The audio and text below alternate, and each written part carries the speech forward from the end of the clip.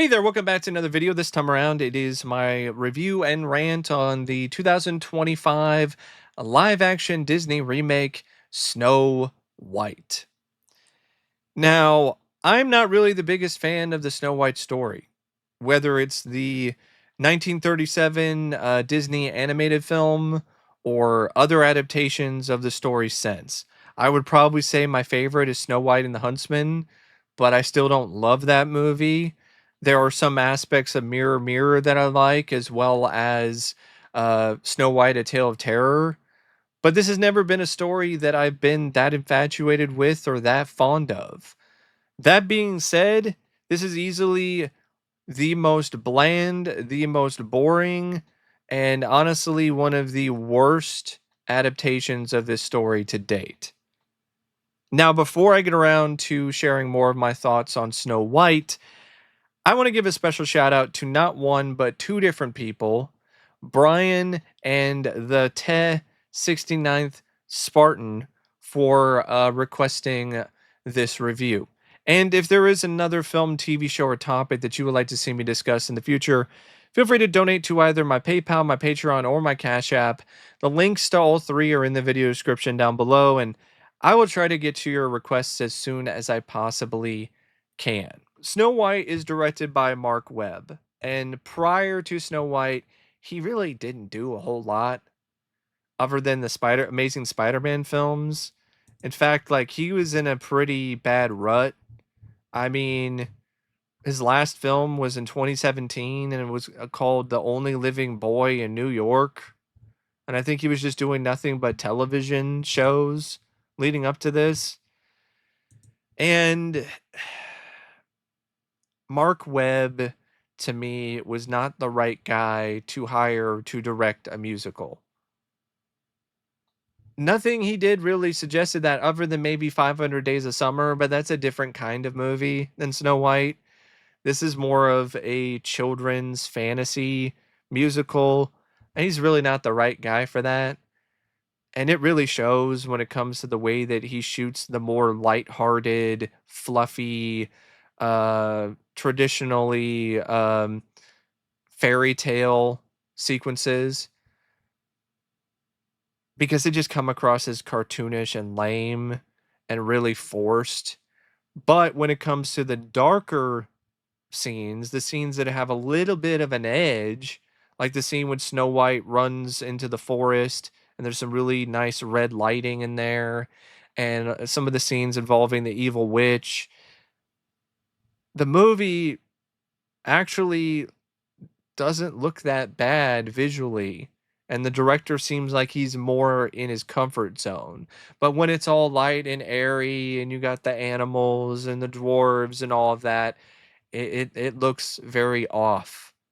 And a lot of Marc Webb's contributions just seem like they're a very bad fit. And the energy is just not right in a lot of scenes. The way that a lot of the CGI sequences are lit in comparison to the live action scenes really makes the CGI look worse than it probably actually is, because of the way that the scenes are lit and everything is just set up in general. This movie looks like a Netflix ripoff of Snow White. That's what it looks like. It looks like something that would come out on Netflix or be a Disney Plus exclusive. This does not look like a, what is it, like a over $200 million production. A lot of the sets look cheap. A lot of there's just an overabundance on CGI.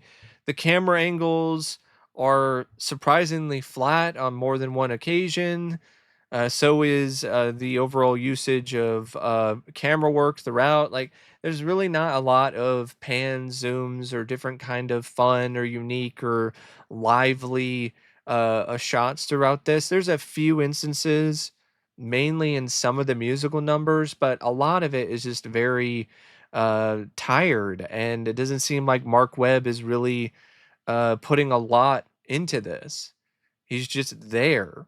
It's like he's along for the ride as a director instead of being the one that is responsible for really making this film pop, or doing the best that he can despite everything else that is so bad about this movie. I've seen a lot of films where the movie's bad, but you can at least point out to the direction and be like, "Hey, you know what? The movie sucks, but man, this director tried. This director put their heart and soul into this, and it's a shame that everything else is so bad." No, that's not the case here. He did not put that much heart, that much effort into directing this, and it definitely shows. And it's surprising for a guy who hadn't directed anything that was released in a theater in so long. You would think that, okay, this is my opportunity to show people that I haven't lost my touch, that I can be a guy that you can hire to direct more major film productions. But no, I guess he's just firmly comfortable with directing an occasional episode on a TV show, you know? And that's exactly what's going to happen with his career after this. He's just going to have to go back to directing more TV shows. And maybe that's for the best, because what he provided here was every bit as bland and barely palatable as everything else uh, in this movie for the most part, minus a few things that taste terribly, that just have an absolute awful taste to them. But most of it, just it was the type of direction that was unimpressive, and when it did work, it only worked in spurts, and most of the time, it was either mediocre or shockingly bad, especially when it comes to how he shot his star. Like the way that he shot Rachel Zegler at points was criminal. Like he made that poor woman look way worse than she had any right to be, because of the way that he shot a lot of the scenes with her and allowed her to just continually having these weird facial expressions. And a better director would be like, "Hey, Rachel, we need to we're cut. That's not gonna work. Yeah, let's try something else here, Rachel, because those facial expressions are just awkward and bad." But no, and in large parts because he didn't care. I was like, "All right, I'm getting the Disney money. I don't really care whatsoever." And it would have been nice to have seen a director who cared more. Wouldn't have saved the film, still would have been bad, but it still would have been nice to see. The screenplay is by Erin Cressida Wilson, and this is another weird fit. She wrote some plays, but if you look at her filmography, this is the same writer who wrote Secretary, a dark comedy with James Spader in 2002. The last film she wrote before this was The Girl on the Train, which was a psychological thriller. Why did you give this lady the job to write a musical for kids? She should be writing a thriller or something dramatic. This is not at all the kind of thing that she's good at doing. And it's very evident that that's the case. A lot of the time, this script, despite all the talk about how it's more modernized and it's different, it pretty much is the same story as the original Snow White, with a little differences here and there. Like the difference in terms of how Snow White got her name because of the fact that she was found in a snowstorm, which that in itself is not a new thing. There was another adaptation of Snow White that did that beforehand, but okay. And there's a lot of subplots, or a lot of aspects of the plot in general dealing with Snow White and her living up to the ideals of her kingdom and of her father. And there's not a lot about her waiting for her prince. In fact, there's a whole song that's cut out that details that. and it's replaced instead with a song called Waiting on a Wish, which in all honesty, I really liked. And in general, the music for me was easily some of the best things about this movie. But I know a lot of people don't really care for the songs either. To each their own. The people who were involved with writing these songs are some really talented Broadway guys who have created some really great work, like in Endear Evan Hansen and other Broadway musicals. And I genuinely thought most of the songs here were pretty good. The film definitely perked up for me when it was a musical. When it was trying to be just a bland, boring retelling of Snow White, no, that was really tedious. Anything involving the evil queen was really awful. This was the poison apple for the entire movie in a lot of ways. A lot of people point out how Snow White and Rachel Zegler is the thing that kills this. No, it's the evil queen, and specifically Gal Gadot.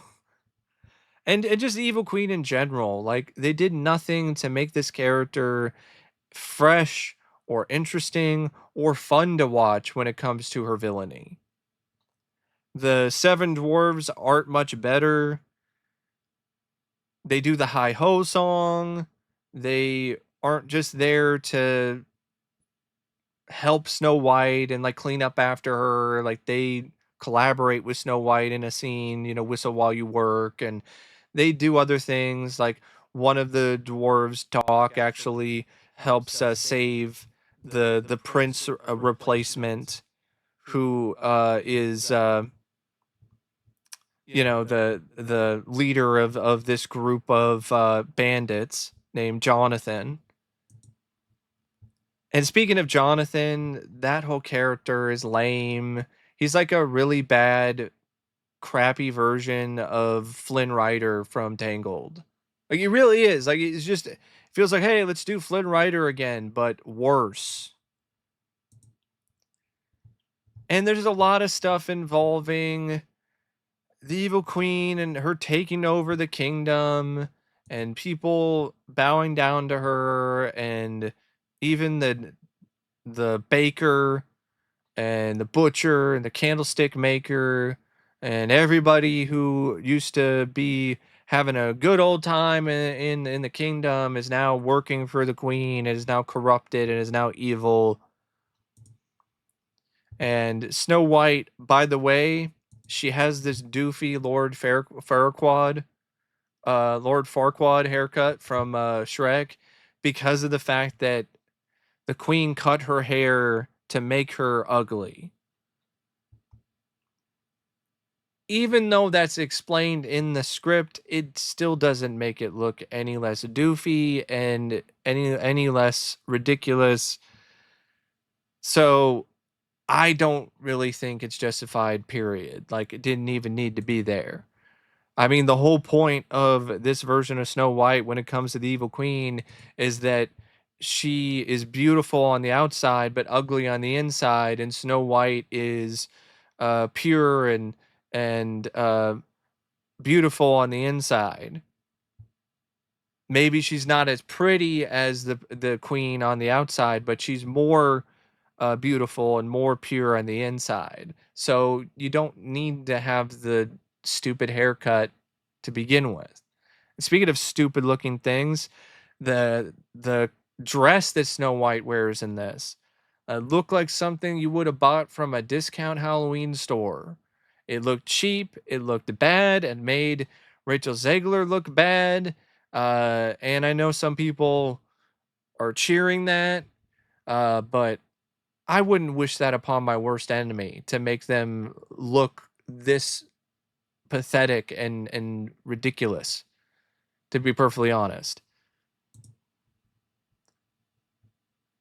And you eventually build up to a climax where you have the poison apple And despite how the script is trying to paint Snow White as an intelligent, smart young woman, she still falls for the apple. A lot of the stuff involving this script and this adaptation that is just copying elements from the original Disney film is easily the worst aspects of it. When it's trying to do something a little bit different with how the character of Snow White is living up to her father's legacy and finds a way to get across to these soldiers at the end who are asked to kill her by appealing to the goodness in them and not even getting involved uh, with any sort of physical violence and finding a way to win with words instead. And the queen's of vanity is eventually what destroys her in the end, and her stubbornness because she can't accept the fact that uh, Snow White really is the fairest one of all, and smashes the mirror, and then the mirror kills her. I didn't mind some of the different sort of things that the screenwriter did with this story. The problem is this is the Disney version, and you can't stray away too far from the Disney film. Can't have too many differences from it. And when it comes to trying to tell a new a version of the story, well, that's already been done. It was done with Mirror Mirror. It was done with Snow White and the Huntsman. Like there's limited opportunities to do something unique and different with this story to begin with. So no matter who the writer was, they were gonna be given a pretty bad apple, so to speak, to work with. Uh, that really was, for the most part, rotten to the core. And the different sort of things they try to do with the bandits and with Jonathan and him falling for Snow White and him knowing Snow White before he kisses her uh and wakes her up from her sleep after she eats the apple, which are all things that I liked. I felt that that was a good way to modernize and update the story without really being that insulting. It's people are putting way too much into Rachel Zegler's statements and assuming that that's what's actually in the movie. But if you watch the film, that really is not the case. For the most part, it's pretty much the same story as the Disney film, the animated film, with a few differences here and there. And the changes that are done to the story don't really affect the integrity of it. It doesn't really make Snow White into this uber woke character that people are trying to make this version of the character to be be. It just is not really the case with what's actually in the film. But other than like a few things here and there, there's not a lot to really like about this script or really appreciate that much. And it doesn't help either. It's not really a fun. It's not a fun retelling of the story. For the most part, it's really boring and it's uninteresting. And the character development is not the best either. I think what they do with Snow White is better than some of the other characters, definitely better than Jonathan. Other than him knowing her beforehand, there's really not a great character arc with him. And the evil queen, like, that's not very good either. And the seven dwarves, you think they're going to be utilized more in the finale, but they barely do anything. So they're not even really utilized that well in the end either. You would think, okay, we're doing something different here with the finale where Snow White is facing off against the evil queen and she's got the whole town behind her and these other rebels that are have infiltrated the castle. So you're thinking that you're going to get like some big not necessarily bombastic, but at least an exciting showdown in the end. And no, that's not what happens.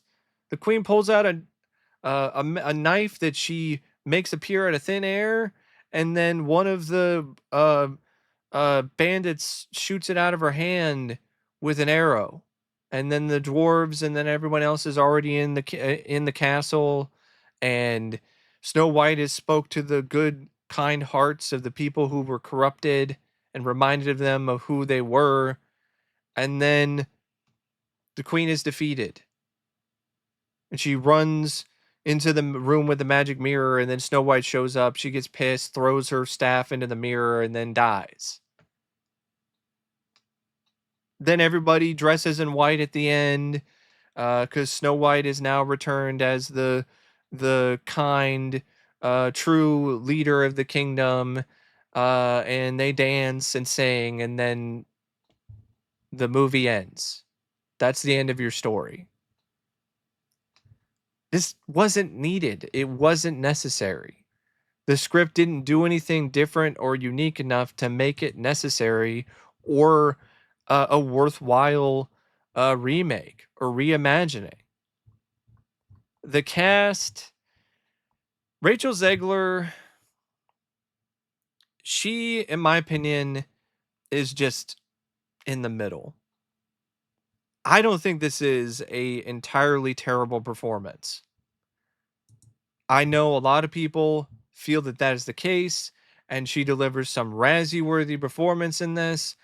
I disagree, because when it comes to half of this performance, she does a good job, and that half is her vocal ability, her singing. She can sing. She can really carry a note. And she showed that in West Side Story. And speaking of that, the director of that film, Steven Spielberg, is a big reason why she was cast. So that's another person that you can point the finger to if you don't like Rachel Zegler being in this movie, because Steven Spielberg vouched for her and was a big reason why the casting was solidified. But when it comes to her performance, the singing was genuinely great to me. I really thought that she did a really good job with her vocals in this. Now, when it comes to her acting when she's not singing, not so much. A lot of awkward, weird facial expressions throughout the movie that just looked strange, like she was unsure of herself, and a lot of forced attempts to be cute and to be charming, and they really didn't come across uh, effectively at all. There were some moments where she added a little bit of some spark and a little bit of some attitude to Snow White and made the character into something that was less uh, uh, one note, but this was still not what I would consider to be a particularly good performance. But it's not as bad as people are making it out to be either. And I think she is easily one of the better performers in this cast, mainly because of her strength as a vocalist. Gal Gadot, on the other hand, was horrendous. Watching her try to sing and camp it up was every bit as painful as the stomach pains I would get from eating a poison apple. I could not stand her in this. This was Kyle no levels of bad in more than one scene, and I'm really hoping that this film's failure leads to Gal Gadot slinking away into the shadows, never to be seen or heard from again in a movie, so I don't have to be subjected to her terrible acting anymore. She is the blight to me. Rachel Zegler is some kid who's a bit cocky, a bit too much of a smartass. Gal Gadot, on the other hand, doesn't have a shred of the same talent that she does, because she's at least a really talented singer. Gal Gadot can't sing and she can't act. And I don't understand why she was cast to begin with, because she can't sing and she's a bad actress. It seems like she was only cast because she looks pretty. Okay, there are other things that you can cast the evil queen for than just the way that she looks. Then you have Andrew Burnap, who played Jonathan, and his performance was so flat and boring most of the time. He made me want to take a nap, especially when he tried to sing with some painfully obvious auto tune. And then you have the voice overs for the dwarves: Jeremy Swift, Martin Klebba, George Salazar, Tituss Burgess, um, Andrew Grotelueschen, Javen Kravits, and Andrew Barth Feldman, and they all played the seven dwarves in terms of doing the motion capture work and doing the voiceovers. They were okay, but nothing particularly that memorable or great. Doc, for some reason, looked like he was related to Michael McKean, and the dopey actor, when he was digitized, looked like Alfred E. Newman from Mad Magazine. It was such a striking resemblance of Alfred E. Newman. I expected Dopey to say, "What, me? Why worry?" That was going to be his first words. And then you got like Patrick Page, who voices the evil mirror, Ansu Kabia as the huntsman, and a few other actors and actresses. This is a weak cast, which is fitting for such a weak film. The cinematography by Mandy Walker wasn't really that magical. The editing by Mark Sanger and Sarah Brosnar or Broshar was not that great, not that good. The music, I like the songs by Pasek and Paul for the most part. The score, though, really not anything too special.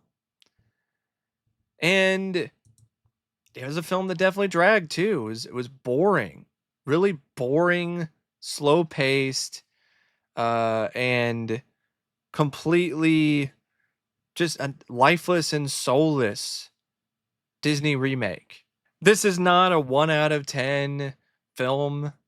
Uh, this is not one of the worst movies that Disney has ever made. Honestly, I don't even know if I would consider this to be the worst Disney live action remake.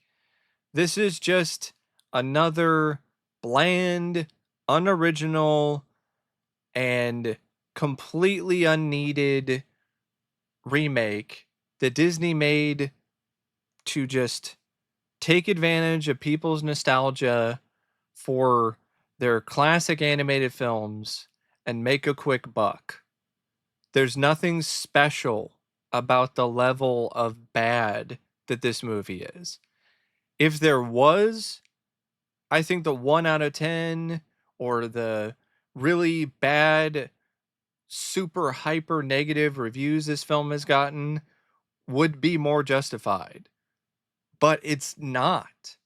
It's just another forgettable, bad, live action Disney remake. Like the Pinocchio remake that came out in 2020. But anyway, that's just my thoughts on Snow White. As always, thanks for watching, and I'll see you later. See ya.